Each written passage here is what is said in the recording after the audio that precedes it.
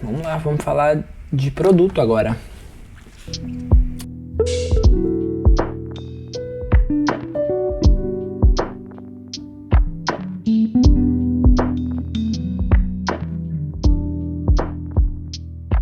Gente, esse aqui é mais um vídeo dessa nossa série aqui, onde eu estou mostrando o processo de construção de um produto digital. No vídeo passado a gente falou um pouco sobre a história e o contexto de por que eu comecei esse produto. E hoje eu queria falar um pouco mais aqui do que eu estou usando para construir essa primeira versão desse produto, né? O que eu acho que é suficiente e quais foram as escolhas que eu decidi tomar, essa é a minha experiência, para fazer uma primeira versão disso. E hoje a gente vai falar um pouco do que a gente chama de stack, né? Não é só o tech stack, mas o stack, quando a gente fala de o conjunto de ferramentas que a gente está usando para solucionar um problema específico. Seja desde o ponto de vista tecnológico, em sua grande maioria a gente usa esse termo para isso, mas aqui eu estou falando do stack que eu estou usando para construir o produto desde um ponto de vista 360, desde a construção tecnológica até a parte do financeiro, o que a gente vai usar para receber a grana, e muitas vezes até o que a gente está usando só para marketing, por exemplo. Só não, também para marketing. Então eu coloquei uma lista aqui, eu acho que mais na frente a gente vai falar um pouco mais especificamente, eu pretendo falar da parte financeira, de receber, etc. no próximo vídeo, mas o que é importante saber aqui, e eu botei uma lista aqui que é para eu não esquecer mesmo. Então, vamos falar do começo. Vamos falar por que eu já falei um pouco no vídeo passado, por que eu escolhi a extensão do Chrome, né? Então, o que é? Deixa eu explicar para quem não conhece ou não usa o que é o Chrome. Existe um marketplace para quem usa o Google Chrome, e também está disponível para Firefox e outros navegadores também. Eu usei o Chrome porque o Chrome inicialmente é o navegador mais utilizado do mundo, né? Mas dá para replicar isso para Firefox no futuro também. Então, o que a gente faz aqui? Aqui você tem uma série de extensões que são literalmente extensões de algo que já existe. É você adicionar um contexto extra sobre o que já existe. Eu tenho o costume de usar muitas extensões, vocês podem ver aqui em cima. E uma das razões que eu criei é por isso. Eu gosto muito de web e eu gosto muito mais de computador do que de celular, por exemplo. E quando eu faço análise, etc., é muito difícil fazer no computador. Ou no celular, eu faço no computador. E olhando para isso aqui, eu tenho um marketplace onde existem várias coisas. Então tem o Honey, esse aqui é conhecido. Se você quiser baixar uma extensão para saber o que está com desconto, onde tem cupom disponível, você só baixa ele. O Zoom, para quem usa Zoom. Tem uma extensão do próprio Google Meets. E aqui é uma loja, um marketplace onde você pode botar de graça ou botar para venda, né? Então, se você for buscar hoje, já existe uma versão nossa disponível. Como eu estou aprendendo, eu descobri que a gente tem falta uma imagem aqui, eu descobri o lugar onde ele coloca a imagem, mas você consegue baixar aqui, que como eu já baixei, ele já está me dando a opção de fazer o review dela. Então, um Chrome Extension nada mais é do que uma forma de você criar um contexto extra para um site ou para qualquer coisa que já existe. Voltando para a nossa lista, por que eu escolhi? Eu também já falei um pouco, né? Eu sou super web, eu gosto da experiência da web, eu gosto muito do navegador, eu acho que a gente está evoluindo e eu espero um dia que a gente... É muito utópico, mas eu queria só usar o navegador e esquecer qualquer outra coisa. Hoje no meu dia a dia já é comum, eu uso arquivos no Google Docs, no Google Sheets, banco de dados também eu uso no navegador, então assim, muito possivelmente tem como você ter uma experiência muito boa só usando a web. Como funciona, eu já falei um pouco disso também. Agora vamos falar um pouco da tecnologia que eu escolhi para criar isso, né? Então, para você criar o Chrome Extension, existe o Chrome Extension API. Então existe uma API que o próprio Google fornece para você, onde você consegue trabalhar e fazer essa comunicação. Então quando a gente usa isso aqui, por exemplo, nessa extensão nossa, você consegue fazer com que essa extensão do Chrome se comunique com a API do navegador. E assim você consegue criar essas experiências. Eu não entendia nada disso. E isso é usado em uma linguagem de programação chamada JavaScript. E o JavaScript é uma linguagem que eu conheço pouco. Eu conheço desde o meu uso de marketing, que eu uso para medir resultado de usuário e etc. Então eu já estava acostumado com JavaScript. mas eu não estava acostumado com programar a fundo e usando até back-end de JavaScript para isso, né? Então, o bom do JavaScript é porque ele roda no navegador e ele é muito versátil desde o ponto de vista de front-end e de back-end. Então, é a linguagem da web, vamos chamar assim. Eu estava acostumado muito mais com Python e linguagens de programação mais de back-end, então eu tive que aprender isso. Durante a quarentena, esse era um dos meus desafios, aprender a trabalhar com JavaScript. E foi mais ou menos isso que eu fiz, trabalhando com essa API de JavaScript. A gente tem na nossa aplicação um back-end que está construído em JavaScript, por incrível que pareça. Uma das APIs está construída em Python, só uma. Mas toda a parte de comunicação com essa própria API, o consumo dessa API é feito em JavaScript usando essa API aqui, ó. E aí, passando para o nosso próximo item aqui que eu tenho. Então, a gente precisa criar um mecanismo que proteja para que somente os usuários que pagaram possam fazer acesso aí, possam usar essa extensão, né? Então, eu tinha que criar um sisteminha e um mecanismo de autenticação. E isso também foi super interessante, porque por primeira vez eu fiz isso em JavaScript e eu tive que aprender. Então, quando você baixa o... Deixa eu botar nessa página que funciona. Quando você baixa a extensão, você tem que fazer o login, senão você não tem acesso a isso aqui, ó. Se eu fizer o logout aqui, por exemplo, você vai ver, ó. Quem fez logout tá com essa página aqui. Então, para isso, eu preciso implementar um sistema de autenticação. E eu escolhi uma forma inicial de autenticar com o Google. Quando você clica aqui, ele vai pedir para você autenticar. Como a minha sessão já está gravada aqui, ele já entendeu o que eu tenho, baseado na minha sessão, usando uma tecnologia de cookie, ele fala, esse cara já está logado, tem uma autenticação dele aqui, loga ele direto. Se não, ia aparecer aquela janelinha do Google, onde você só ia ter que ir lá e fazer o login, colocar sua senha, e a partir do momento que você coloca a sua senha, ele checa no sistema se o seu status está pago ou não, e se já tiver pago, ele libera essa visão para você. Se não tiver pago, ele vai mostrar uma outra visão aqui, dizendo que não está pago, contate o nosso... contate um e-mail, e ele vai me dar um e-mail. Eu botei isso na versão inicial, né? Na versão beta. E para isso eu estou usando o que eu falei, a tecnologia chamada Firebase, que é uma tecnologia tem vários produtos, mas eu estou usando 3 soluções do Firebase.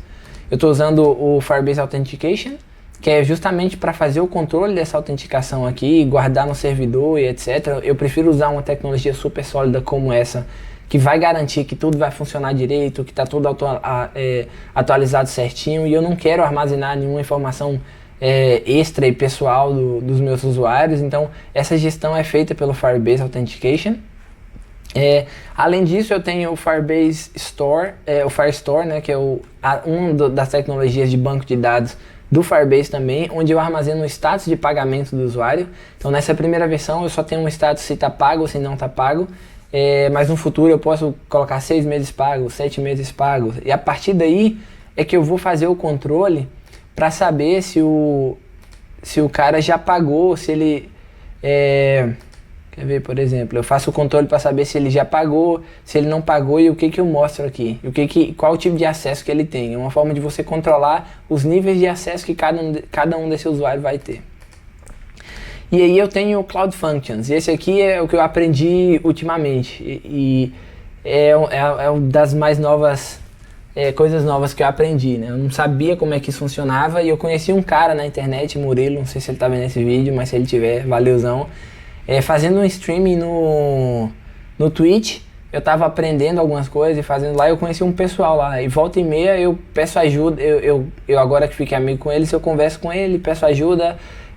No próximo capítulo, quando eu for falar um pouco mais de grana e o que eu estou investindo, onde eu estou investindo, tem algumas coisas que eu não tinha capacidade de fazer, eu ia demorar muito para aprender, eu terceirizava esse serviço com a grana que entrava, e eu aprendia junto com essas pessoas. Então isso é interessante, porque eu não pagava só para ele fazer, eu pagava o serviço do cara para ele fazer junto comigo. Então, ao mesmo tempo que ele estava fazendo, eu estava aprendendo. Isso era uma espécie de aula enquanto ele desenvolvia isso.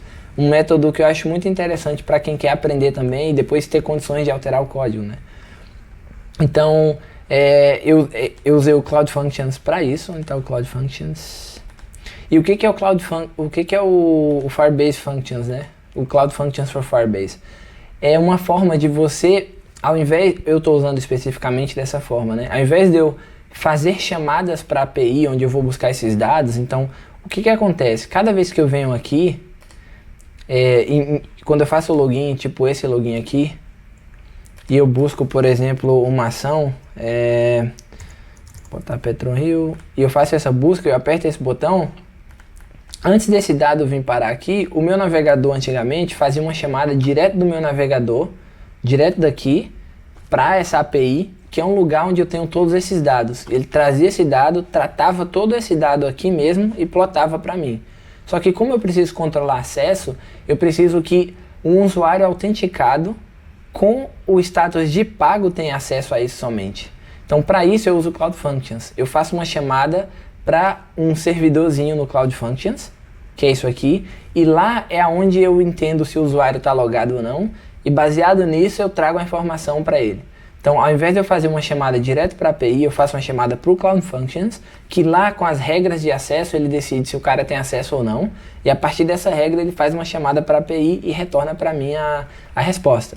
E isso é super interessante, assim, eu acho, para vários níveis. Você pode fazer isso até para criar o front-end, mas nesse caso a gente está fazendo o front-end aqui e está usando só para o back-end. Então, eu estou usando o Cloud Functions para isso também. E por último, um pouco da estrutura de pagamentos, né? Como é que eu estou fazendo isso aqui? Como eu quero só validar uma ideia, e inicialmente essa primeira versão eu não necessariamente quero ter muitos usuários para teste, eu resolvi usar o PicPay inicialmente, porque muita gente já tem e tem um sistema de cashback que é super ativo. Então quando você paga com cashback, você ainda recebe um desconto extra, e esse desconto quem está financiando nesse caso é o PicPay. Então pra mim era interessante fazer isso. Mas o que aconteceu? Na primeira semana que eu coloquei o vídeo de lá pra cá, eu tive algumas pessoas já se inscrevendo, mas algumas pessoas não querem usar o PicPay. E eu fiquei impressionado, assim. Eles mandavam um e-mail dizendo, eu quero pagar, mas tem como eu fazer o depósito, tem como eu fazer a transferência. E aí eu disponibilizei uma outra ferramenta. Mas o PicPay é bom porque além de eu usar essa forma, sem precisar usar uma integração nativa, para fazer isso aqui e conversar direto com o pagamento, porque hoje isso ainda é manual. Quando a pessoa vem aqui na extensão e faz o pagamento e faz tudo isso aqui, eu recebo um pagamento no meu PicPay, quando o cara faz o pagamento, e eu peço o e-mail dele, vou direto no banco de dados do Firebase, e lá no banco de dados eu manualmente altero o status do usuário. Quando ele faz o login aparece o ID dele lá e eu manualmente faço isso. Então quando a gente for falar de escala mais lá na frente, isso não é muito sustentável, porque já pensou você todo dia ter que fazer isso? Então aí a gente vai criar um processo onde tudo isso está integrado junto. O cara faz o pagamento, já libera o e-mail dele, já libera a conta e ele já vai ter acesso direto. Mas, de novo, isso aqui é uma primeira versão e eu sei que eu não vou ter tantos usuários, então não custa nada eu ser transparente com os meus usuários e falar, cara, vai demorar umas horinhas porque eu preciso botar isso manualmente e eu a cada hora vou checando se tem pagamentos novos. Então, para a primeira versão, eu resolvi não gastar muito tempo e muito esforço nisso. E por aí foi que eu fiz esse processo, né? Então, o PicPay era bom inicialmente, mas o que eu fiz depois disso, inclusive, eu criei uma conta, e eu vou falar um pouco depois, uma conta no MEI, criei uma conta no Banco Inter de MEI também, e já estou recebendo alguns depósitos, e algumas pessoas já fizeram o pagamento via depósito também. Tem como integrar isso no futuro. E falando de próximas integrações, o próprio PicPay lá na frente tem uma API para eu fazer essa integração direta, tem que pagar uma taxa. Então, inicialmente, eu não quis pagar essa taxa, se eu não me engano, são 2,5%. Mas, quando a gente está falando de escala, é importante fazer. Então, quando você integrar esse PicPay ou qualquer outra forma que tem a taxa, que cobra a taxa, eles também te deixam pagar com cartão de crédito e vários outros formatos. Então, para a escala, esse é um caminho super claro que a gente quer seguir. Então eu acho que o nosso vídeo termina por aqui. Eu queria contar um pouco Claro que existem outras coisas envolvendo isso aqui e o processo, mas eu acho que esses aqui são os 3 pontos super importantes de como eu fiz isso funcionar, né? Então eu criei uma extensão para Chrome que usa JavaScript como uma tecnologia de back-end e também para conectar com o front-end, que é essa interface que eu mostro aqui, né? Que é HTML mais JavaScript. Explica um pouco por quê. A tecnologia que eu uso para autenticação e armazenar o usuário e fazer a gestão de mostrar para cada um dos usuários, eu estou usando o stack do Firebase. Então, Authentication usando Firebase, o Firestore e o Cloud Functions for Firebase. E para pagamentos inicial, eu usei um método super simples do PicPay, inclusive o primeiro nível de conta, que é só um cara transferindo para você. e algumas transferências bancárias via e-mail. Com tudo isso aqui é suficiente para a gente começar uma versão 1. Então, eu acho que o vídeo termina por aqui. No próximo vídeo a gente vai falar um pouco mais do processo de pagamento e a comunicação direta que eu estou tendo com os usuários. No vídeo de hoje é isso. Espero que vocês tenham gostado e até a próxima.